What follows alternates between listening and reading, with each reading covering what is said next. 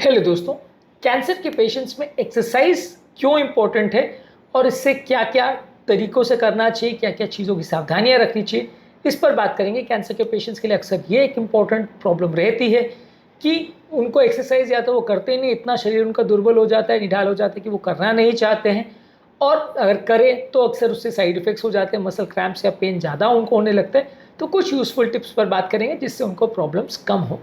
Topic पर जाने से पहले जो लोग हमारे चैनल पर नए हैं उन्हें रिक्वेस्ट करूँगा कि चैनल को सब्सक्राइब करें, वीडियोस को लाइक करें, शेयर करें, फॉलो करें, कमेंट करें, पूरा देखें। आज हम बात करेंगे exercise tips for cancer patient में। शॉर्ट में डिस्कशन करेंगे, यूजफुल पॉइंट्स पर बात करेंगे। चलिए शुरू करते हैं इंपॉर्टेंट वीडियो।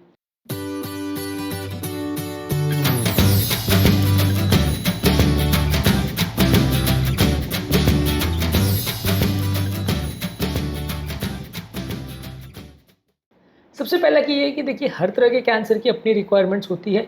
अगर किसी व्यक्ति को कैंसर की वजह से चलना फिरना मुश्किल है या कैंसर की वजह से उसका एक्सरसाइज करना मुश्किल है, तो उसको अपने हेल्थ केयर प्रोवाइडर, अपने डॉक्टर के साथ डिस्कस करने की आवश्यकता है कि उसके लिए फीजिबल है कि नहीं। एक ब्लैंकेट स्टेटमेंट दे देना, एक जनरल स्टेटमेंट दे देना कि हर एक व्यक्ति एक्सरसाइज करनी चाहिए और ये चीज़ें फॉलो करनी चाहिए, वो गलत होगा।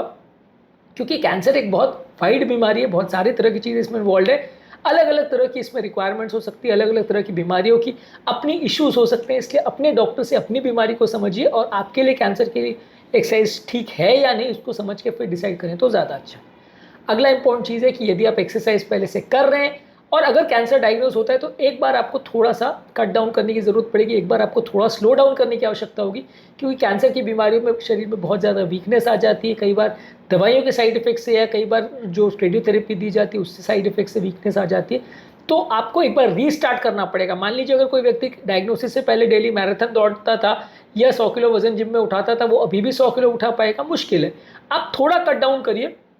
मान लीजिए आप पहले 100 किलो उठाते थे, अभी 50 किलो उठाइए, फिर देखिए आपकी बॉडी कैसे टॉलरेट कर रही है, उसके हिसाब से बढ़ाइए। यानी कि एक बार अग्रेसिव जाने के बदले थोड़ा सा स्लो जाने की ज़रूरत है, क्योंकि इस तरह के पेशेंट में मसल वीकनेस होने का चांस, क्रैम्प्स होने का चांस, इंजरी होने का चांस ज़्यादा रहता है और ये इंजरी आपको कई दिनों तक, कई हफ्तों तक बिस्तर पर पड़े रख सकती है। इसलिए आपको कोशिश करनी है कि थोड़ा सा स्लो जाए और धीरे धीरे करके बढ़ाएं। अगर मान लीजिए आपने 50 किलो से स्टार्ट किया और अगर आप अच्छे से कर पा रहे हो तो फिर 55 पे जाइए, 60 पे जाइए, फिर से बढ़ाइए। ये जानते हुए भी कि पहले आपकी कैपेसिटी 100 किलो की थी, उसको 50 पे ला के फिर वापस से बढ़ाइए। ये एक जनरल एग्जाम्पल के लिए कह रहा हूँ, ऐसा नहीं कह रहा हूँ कि हर व्यक्ति 100 किलो पहले उठाता था।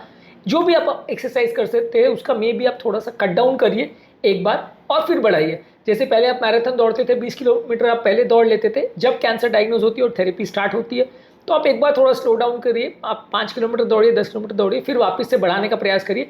यदि बॉडी ठीक ठाक टॉलरेट कर रही है और साइड इफेक्ट्स नहीं हो रहे हैं, प्रॉब्लम्स नहीं हो रही है, आपका स्टैमिना कम नहीं हो रहा है, साइड इफेक्ट्स दवाइयों के, थेरेपी के या कैंसर के नहीं हो रहे, तो आप उसको वापस से बढ़ा सकते हैं। लेकिन थोड़ा स्लो डाउन एक बार करना एटलीस्ट आवश्यक रहता है, ऐसा मेरा सजेशन है। इसके अलावा आपके बैलेंस पर फोकस करिए। कई बार एक्सरसाइज करने के दौरान आपका बैलेंस बिगड़ जाता है, इसकी वजह से आपको चोट लगती है। और एक कैंसर के पेशेंट में वैसे भी कई बार न्यूरोलॉजिकल इश्यूज होने की वजह से शरीर का बैलेंस मेंटेन करना मुश्किल होता है। इसलिए वॉकिंग, साइकिलिंग, स्ट्रेंथ ट्रेनिंग, ये सारी एक्सरसाइज और फ्लेक्सिबिलिटी एक्सरसाइज जैसे योगा है, स्ट्रेचिंग एक्सरसाइज है, ये सारी चीज़ों को अपने रूटीन में डालिए। इससे आपका थोड़ा सा बॉडी का बैलेंस मेंटेन करना ईजी हो जाएगा और कंपेरेटिवली आप बार बार गिरोगे पड़ोगे नहीं। कई बार कैंसर के पेशेंट बहुत ज़्यादा वीकनेस की वजह से और मसल्स में कमज़ोरी की वजह से कई बार गिरते हैं, पड़ते हैं, चोट लग जाती है। तो ये सारी चीज़ों से बचने के लिए आप थोड़ा बैलेंस ट्रेनिंग और मसल्स की स्ट्रेंथ ट्रेनिंग पर फोकस करिए। इसके अलावा थोड़ा सा सेफ्टी पर फोकस करिए। आपको एक्सरसाइज यहाँ पे बॉडी बिल्डिंग के लिए नहीं करनी, आपको एक्सरसाइज अपनी स्टैमिना बिल्ड करने के लिए, श्वास की तकलीफ कम हो और मसल्स की वीकनेस ना हो, इसके लिए करनी है। तो इसलिए थोड़ा कंफर्ट जोन में रहे कि बहुत अग्रेसिव एक्सरसाइज मत करिए, बहुत ज़्यादा पेन जैसे एक्सरसाइज से हो या बहुत ज़्यादा सुस्ती या कमज़ोरी जैसे एक्सरसाइज से हो, उसको भी एटलीस्ट कट डाउन कर दीजिए या धीरे धीरे करके बढ़ाइए या टाइमिंग बंद कर देंगे तो चलेगा। कोई भी एक्सरसाइज को प्रॉपर टेक्निक के द्वारा करिए, क्योंकि इस समय आप मान के चलिए कि आपकी मसल्स की ओवरऑल स्ट्रेंथ कॉम्प्रोमाइज़ हो सकती है। वैसे हालत में आपको सडन इंजरी हो सकती है। तो कोई भी एक्सरसाइज को प्रॉपर टेक्निक के, प्रॉपर थेरेपिस्ट के साथ या एक्सरसाइज स्पेशलिस्ट के साथ करेंगे तो ज़्यादा अच्छा रहेगा, रिजल्ट बेटर मिलेंगे। इसके अलावा एक्सरसाइज के बीच में रेगुलर ब्रेक्स भी लेते रहिए, क्योंकि कई बार इस तरह के पेशेंट को बहुत ज़्यादा कमजोरी, सुस्ती का एहसास होता है। इसलिए आपको बीच में थोड़ा सा रेस्ट लेने की आवश्यकता है, फिर से आपकी एनर्जी आ जाए, फिर से रीस्टार्ट करिए। आप मान के चलिए कि आपको जितना पहले स्टैमिना था उससे कम पे ही एक्सरसाइज करना है और धीरे धीरे करके वापस बढ़ाना है। इसके अलावा अगर आप विगरस एक्सरसाइज कर रहे हो तो बीच बीच में एक्टिव रेस्ट लीजिए। यानी बहुत स्ट्रेसफुल एक्सरसाइज करने के बीच में आप थोड़ा स्ट्रेचिंग कर लीजिए, थोड़ा वॉकिंग कर लीजिए, थोड़ा योगा कर लीजिए। आपने खूब ज़्यादा वजन उठा लिया तो रेस्ट लेने के बदले आप थोड़ा देर वॉकिंग कर लीजिए ट्रेडमिल पे, तो इससे भी आपका थोड़ा सा बॉडी में थोड़ा रेस्ट मिलेगा। इसको एक्टिव रेस्ट टेक्निक बोलते हैं, इससे भी थोड़ा फ़ायदा मिलेगा और आपको थोड़ा सा एक्सरसाइज करने में आपका स्टैमिना भी कम नहीं होगा और सारी मसल्स एक साथ एक्सरसाइज सबको मिलेगा, सबको फ़ायदा मिलेगा। इसके अलावा अगर किसी व्यक्ति को कोई स्पेसिफिक इश्यूज़ है, जैसे कि बोन मेटास्टेसिस की वजह से हड्डियाँ कमज़ोर हो गई तो उसके हिसाब से अडेप्ट करना पड़ेगा, ऑस्टियोपोरोसिस हो गई तो अडेप्ट करना पड़ेगा। इसके अलावा आपको लो इम्पैक्ट एक्टिविटीज़ जैसे स्विमिंग, साइकिलिंग, ये सबको अडॉप्ट करिए। जो एक्सरसाइज में चोट लगने का अंदेशा है, जैसे बहुत हैवी वेट लिफ्टिंग है या अग्रेसिव कॉन्टैक्ट स्पोर्ट्स हैं या एडवेंचर स्पोर्ट्स हैं, ये सारी चीज़ों को अवॉइड करिए, क्योंकि इस समय आप मान के चलिए कि कई कैंसर के मेडिसिन की वजह से या कैंसर के स्प्रेड होने की वजह से हड्डियाँ कच्ची हो सकती है, फ्रैक्चर होने का चांस बढ़ सकता है। तो आपको बहुत अग्रेसिव स्पोर्ट्स जिसमें इंजरी होने का चांस है उसको अवॉइड करना है। इसके अलावा कैंसर के पेशेंट्स में कई बार लिम्फेडिमा हो सकता है, जिसमें हाथ पाँव में थोड़ा सूजन आ सकती है। इसको थोड़ा कंप्रेशन गारमेंट्स पहन के जैसा कि रिकमेंडेड हो उसको प्रयोग करिए, ताकि हाथ पाँव में जो होने वाली सूजन है ये थोड़ी कम हो जाए। इसके अलावा आपकी एक्सरसाइज आपकी करंट फिटनेस और अपने ट्रीटमेंट स्टेटस के हिसाब से स्लो एक्सरसाइज करिए और जो आपके लिए रिकमेंडेड है वैसा करिए। अपने रियलिस्टिक गोल सेट करिए। आप कैंसर से लड़ रहे हो और उस समय आप कोशिश करोगे कि मैं बॉडी बिल्डर बन जाऊं, या कैंसर से लड़ रहे हो आपका थेरेपी चालू है उस समय आप सोचोगे कि मैं मैराथन रनर बन जाऊं, तो वो रियलिस्टिक नहीं है। आपको धीरे धीरे करके अपना स्टेमिना बढ़ाना पड़ेगा। ये चीज़ें कुछ हद तक मदद करेंगी, लेकिन ओवर करने की कोशिश करेंगे तो नुकसानदायक भी हो सकती है, इसलिए थोड़ा सा ध्यान रखिए और जो आपके लिए फीजिबल है वो चीज़ें करने का प्रयास करिए। यहाँ पे एक्सरसाइज का गोल बॉडी बिल्डर बनना या मैराथन दौड़ना नहीं है। यहाँ पे एक्सरसाइज का गोल ये है कि हम बीमारी से लड़ पाएँ और अपनी फिटनेस को मेंटेन कर पाएँ और हमें चोट ना लगाते हुए हम ठीक ठाक अपनी मसल स्ट्रेंथ को मेंटेन कर पाएँ। इसके अलावा थोड़ा पानी ज़्यादा मात्रा में पीजिए। पानी ज़्यादा मात्रा में पीने से हाइड्रेशन मेंटेन रहता है, तो इंजरी मेंटेन करने में या उससे लड़ने में आपको मदद मिलती है। इसके अलावा थोड़े इलेक्ट्रोलाइट सप्लीमेंट्स भी आप ले सकते हैं। इलेक्ट्रोलाइट सप्लीमेंट्स लेने से बॉडी में एक्सरसाइज करने के दौरान क्रैम्प्स या पेन होने का चांस कम हो जाता है, इससे भी आपको फ़ायदा मिलता है। इसके अलावा थोड़ा डीप ब्रीदिंग एक्सरसाइज जो आपके मेंटल स्ट्रेस को कम करता है और लंग की कैपेसिटी को इम्प्रूव करता है, उसको आप कर सकते हैं, इससे आपको ज़्यादा फायदा मिलेगा। इसके अलावा आप ये चीज़ों का ध्यान रखिए कि एक्सरसाइज करने के दौरान आपको कोई इंपॉर्टेंट सिम्टम्स या प्रॉब्लम्स तो नहीं हो रहे।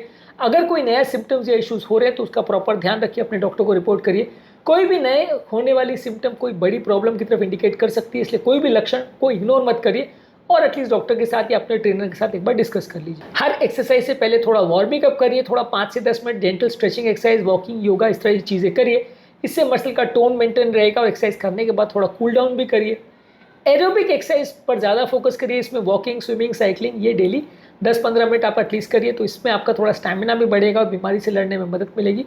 जहाँ तक सवाल है स्ट्रेंथ ट्रेनिंग का, वो करना है पर बहुत लाइट वेट से करिए, बहुत हेवी वेट मत करिए और बहुत ज़्यादा रेपिटेशन मत करिए। जैसा कि मैंने बोला पहले, अगर आप ज़्यादा भी कर रहे थे तो अभी एक बार कट डाउन कर दीजिए, उसके बाद फिर धीरे धीरे करके बढ़ाइए जैसे कि आपकी बॉडी परमिट करे। और यदि ट्रीटमेंट का रिस्पॉन्स और जो ट्रीटमेंट के मेडिसिन रिलेटेड साइड इफेक्ट्स हो रहे हैं वो एक बार अगर मैनेज हो जाए तो बढ़ाइए, नहीं तो आप उसको कम करके मसल स्ट्रेंथ को मेंटेन करने का प्रयास करिए रादर देन उसको बहुत ज़्यादा बढ़ाने का।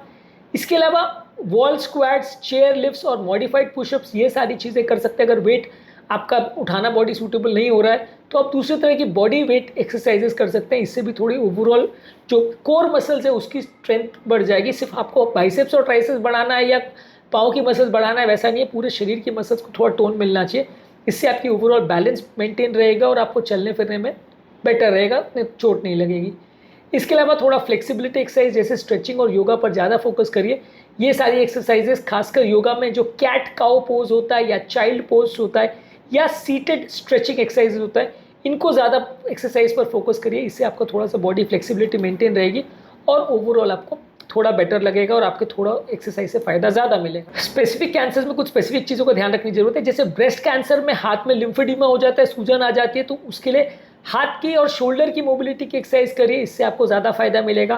प्रोस्टेट कैंसर में पेशाब कई बार छूट जाती है, आपको यूरिनरी इनकॉन्टिनेंस होता है, तो पेल्विक फ्लोर ट्रेनिंग एक्सरसाइज या केजल एक्सरसाइज इनको ज़्यादा करिए। कोलोरेक्टल कैंसर जिनको है वो अब्डोमिनल स्ट्रेनिंग एक्सरसाइज और पेट की एक्सरसाइज ज़्यादा करें, इससे पेट का फंक्शनिंग थोड़ा बेटर होगा। सर्जरी के बाद भी पेट को रिकवरी करना थोड़ा बेटर होगा। इसके अलावा आप रेगुलर मॉडरेट एक्सरसाइज करिए और एक बार में बहुत ज़्यादा थक जाइए वैसा कुछ मत करिए। थोड़ी थोड़ी मात्रा में डेली एक्सरसाइज करिए और आधा आधा घंटा उसमें टाइम स्पेंड करिए, तो इससे आपको थोड़ा बेटर रहेगा और बहुत ज़्यादा फटीग या कमज़ोरी सुस्ती नहीं होगा। और इसके अलावा मेंटल स्ट्रेस रिडक्शन पर भी फोकस करिए। जो जो एक्सरसाइज आपकी मेंटल स्ट्रेस को इम्प्रूव करती है, जैसे माइंडफुलनेस टेक्निक है, मेडिटेशन टेक्निक है, जेंटल योगा है, ये सारी चीज़ें आपके मानसिक तनाव को कम करते हैं, इन पर भी फोकस करिए। ये चीज़ें आपकी एंग्जाइटी, डिप्रेशन जो कि कैंसर पेशेंट में ज़्यादा देखने को मिलता है, उसमें भी मदद करेगी। तो आज के टॉपिक में हमने कैंसर पेशेंट्स में एक्सरसाइज करने के संबंधित कुछ यूजफुल टिप्स पर बात करी। कैंसर पेशेंट में एक्सरसाइज करने से क्या फ़ायदे होते हैं और क्यों उनको एक्सरसाइज करनी चाहिए, इस पर हमने एक अलग वीडियो किया, इसको भी ज़रूर चेकआउट करें। कैंसर से संबंधित और कौन कौन से सिम्टम्स या लक्षण हो सकते हैं, उनको कैसे मैनेज करें, इस पर हमने काफ़ी वीडियोज़ किए, इनको ज़रूर चेकआउट करें। टॉपिक एंड करने से पहले जो लोग हमारे चैनल पर नए हैं उन्हें रिक्वेस्ट करूँगा कि चैनल को सब्सक्राइब करें, वीडियोज़ को लाइक करें, शेयर करें, फॉलो करें, कमेंट करें, पूरा